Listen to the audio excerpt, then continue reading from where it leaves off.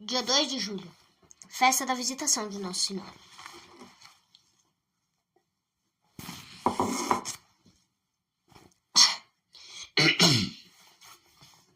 Diversos são os fatos que a Igreja comemora na celebração da festa da Visitação de Nossa Senhora, e que, um por um, põe em relevo a grandeza da Beatíssima Virgem. Conhece o de Santa Isabel, por divina revelação, conhecer e proclamar a prima a dignidade de Mãe de Deus, o modo como se deu a saudação, a santificação do precursor antes do nascimento, e terceiro, o canto belíssimo do Magnífica. Pela primeira vez apareceu essa festa na Igreja Católica, no século XIII. 13 mesmo. São Boaventura, na qualidade de superior geral da Ordem dos Frades Menores, ordenou que a visitação de Nossa Senhora fosse, na Ordem dos Franciscanos, celebrada com toda solenidade, incumbindo-se-lhe ele mesmo da composição do ofício próprio. Urbano VI dispôs, em 1389, a celebração da festa da Visitação para toda a Igreja. O terrível cisma, porém, que separava a família de Cristo, impediu a execução do decreto pontifício. O Concílio de Constança, reunido em 1441, ratificou o decreto de Urbano VI e de seu sucessor Bonifácio IX. E desde então a festa da Visitação é conhecida e celebrada na Igreja Católica. Bem aflitivo correu para a Igreja de Deus o século XIV. Comparando esse século com os 3 primeiros das grandes perseguições, ou aqueles que trouxeram as lutas contra o arianismo e o protestantismo, tem-se a impressão de que época nenhuma houve, na história eclesiástica, tão crítica como a do cisma ocidental. Humanamente falando, teria chegado a hora da dissolução da Igreja Católica. O perigo não viera de fora, aninhava-se no seio da própria Igreja, achando-se a cristandade dividida em grandes partidos, cada um dos quais escolhera o seu Papa, reconhecendo nele o legítimo sucessor dos apóstolos. O fato de ter a Igreja atravessado incólume aquela crise perigosíssima é mais uma prova de que não é dirigida por homens, mas pelo Espírito Santo, de acordo com a promessa de Cristo.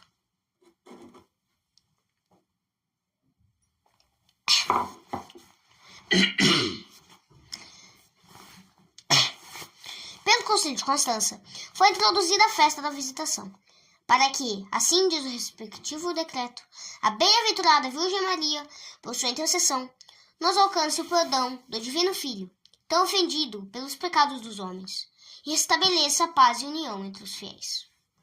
A data da festa da Visitação não é o dia da partida ou chegada de Nossa Senhora, mas o da volta à casa.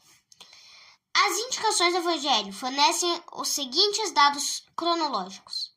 Maria Santíssima recebeu a saudação do anjo em 25 de março, quando Isabel se achava no 6º mês de gravidez. Sem demora e pressurosa, foi visitar a prima, cuja companhia ficou 3 meses. É provável que tenha chegado à casa de Zacarias, já nos primeiros dias de abril. É provável ainda que Maria não tenha ficado só ante o dia do nascimento de São João, 24 de junho, mas tenha sido testemunha da cerimônia da circuncisão do recém-nascido, tenha presenciado a cena da discussão sobre o nome do menino e que terminou com a declaração do pai, a soltura da língua do mesmo e a entoação do célebre Benedictus. Há, porém, pessoas autorizadas que julgam ter Maria Santíssima voltado a Nazaré antes do nascimento de São João Batista. Não há convergência de opiniões sobre a questão se Maria Santíssima se fez acompanhar de São José ou não.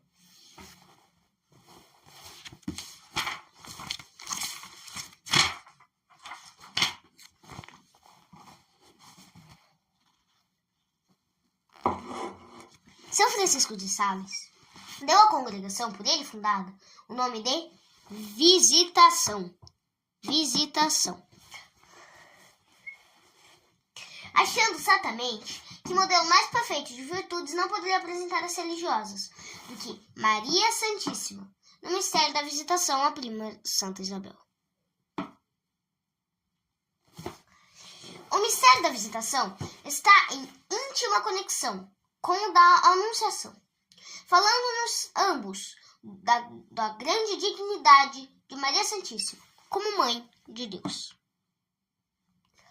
No mistério da Anunciação, Maria é perguntada pelo anjo se aceita a maternidade divina.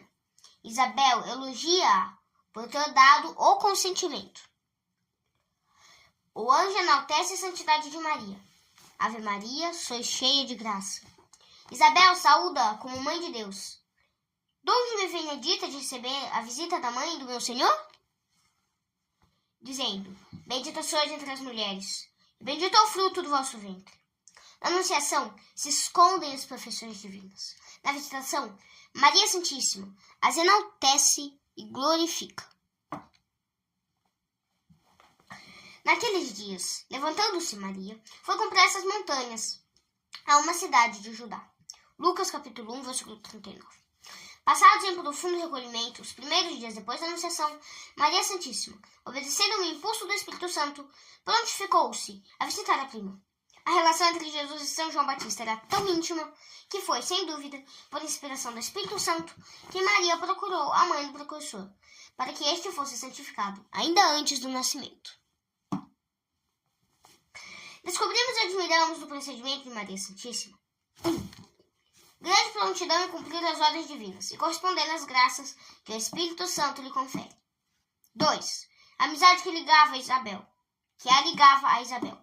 Ambas eram tão privilegiadas, outro interesse não tem, senão a salvação do mundo, e é esse o interesse o imã que lhes atrai os corações.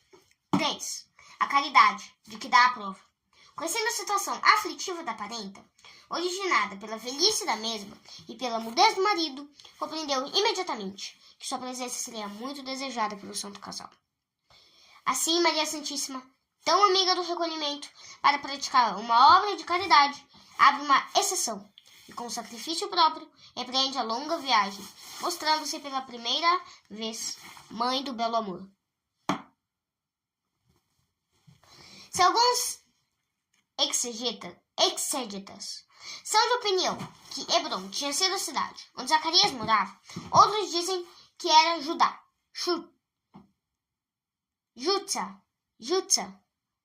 Jutsa, cidade próxima de Hebron e exclusivamente habitada por famílias de sacerdotes. Segundo esta interpretação, o texto bíblico seria: naqueles dias, levantando-se Maria, foi à cidade de Jutsa, 25 léguas distante de Nazaré, e 5 ao sul de Jerusalém. Maria evita a estrada comum, onde passam as caravanas e muita gente. Caminha pelos atalhos e veredas estreitas, por entre as montanhas. Vai pressurosa, obediente à lei, que vedava os donzelos viajarem com morosidade. Que espetáculo encantador nos proporciona a viagem de Maria Santíssima? Maria, desconhecida do mundo, leva no casto seio o Verbo de Deus, o Salvador, a que todas as criaturas devem adoração, a luz que viria iluminar o mundo e trazer o fogo divino aos corações humanos.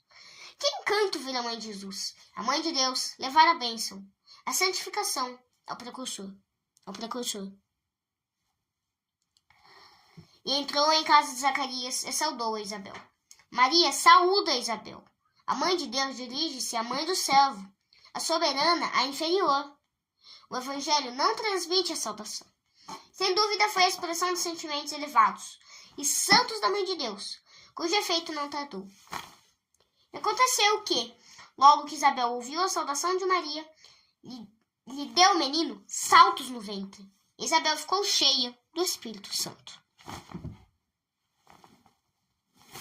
Era justo que São João Batista recebesse esta graça, por intermédio da Mãe do Senhor. E grande foi sua alegria, demonstrando-a por um meio tão original e inequívoco. Quem não se lembra, ao ler esse relato, das palavras de Jesus? O amigo do esposo, que está com ele e o ouve, enche-se de gozo ao ouvir-lhe a voz, pois já este meu gozo é cumprido. João, capítulo 3, versículo 29. É por este motivo que a Igreja celebra, com grande solenidade, a festa do nascimento de São João Batista. Isabel bradou em alta voz e disse: Bendita sois entre as mulheres, e bendito é o fruto do vosso ventre. Nenhuma palavra Maria tinha dito a Isabel, a não ser a da saudação. E esta, cheia do Espírito Santo, chama bem-aventurada entre as mulheres aquela, que é o templo vivo do Espírito Santo, o sacrário do divino amor. Bradou em alta voz. Essa voz foi ouvida em todos os séculos, e chegou também até nós, que a imitamos, repetindo-a em cada Ave Maria que dirigimos ao céu. Quem não vê em tudo isso a conexão íntima e natural que há entre a veneração dedicada a Maria e o culto que se presta a Jesus, ao fruto de suas entranhas? Quem não vê que o culto de Maria e de seu divino Filho vem do Espírito Santo? É natural, pois, que a Igreja, aproveitando-se das palavras do anjo e de Santa Isabel, formulasse uma oração que traz todos os sinais de ser por Deus inspirado. O anjo mandado por Deus, Isabel cheia do Espírito Santo, a Igreja regida por este, eis os 3 instrumentos de que se serviu o Espírito Santo, para compor o grandioso uníssono, para enaltecer e glorificar a Mãe de Deus. Com o Evangelho na mão, perguntamos a todos que pretendem justificar-se só no Evangelho, abandonando a explicação autêntica da Igreja, se é segundo o Espírito do Evangelho, negar a Maria Santíssima o que lhe é devido como Mãe do Salvador. Nós, católicos, veneramos em Maria não só uma mulher santa, mas a Mãe de Deus, como muito bem frisam as palavras de Santa Isabel. Donde me vem a dita de ter a visita da Mãe de meu Senhor? Essas palavras respiram respeito à Mãe de Jesus. Superior a Maria em idade pela posição do marido, que era sacerdote do Senhor, eleita entre 1000 e honrada por Deus, mãe daquele que entre os profetas é chamado maior, julga-se feliz em receber a visita da jovem prima, esposa de um pobre carpinteiro. Poucos dias antes dessa mesma visita, em nada se teria diferenciado de qualquer outra, mas a posição que Maria agora ocupa, depois de ter sido elevada à dignidade de Mãe de Deus, é tão extraordinária que Isabel a reconhece como uma honra, sobremodo grande, como mais tarde, cheio de confusão e humildade, seu filho disse ao filho de Maria Santíssima: Sou eu a quem devia ser batizado por vós, e vindes a mim? Bem-aventurada sois por teres criado, pois tudo que vos foi dito da parte do Senhor se realizará. Que significam estas palavras? Que ainda se deverá cumprir? Que ainda se deverá cumprir depois da encarnação do Verbo de Deus? Isabel elogia a prima por causa da sua fé. Felicita pela posição que, como Mãe de Deus, ocupará na ordem sobrenatural entre as criaturas. O próprio Calvino, explicando essas palavras, diz: Maria é chamada bem-aventurada, primeiro, por ter aceito com fé a saudação angélica, e segundo, por ter se oferecido a Deus como instrumento para a realização dos planos divinos.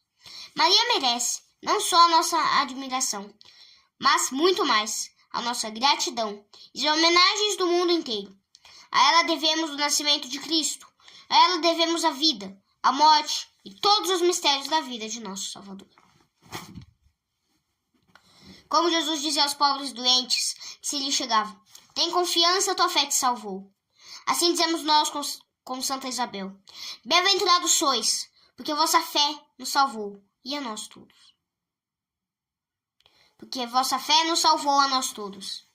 Bem-aventurada foi Maria, bem-aventurada a Igreja por Maria. Ela é e foi o símbolo da fé entre os apóstolos e os primeiros cristãos.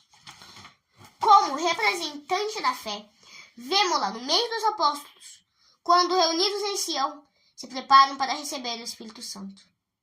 Como representante da fé, como a Virgem poderosa e Rainha dos Apóstolos, ela é venerada, invocada na Igreja primitiva. Onde a heresia levanta a cabeça, logo se incompatibiliza com Maria Santíssima.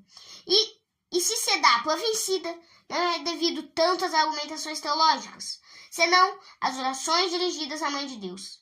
O culto de Maria é, por assim dizer, o reduto inexpugável da fé católica, a pedra de toque da nossa religião.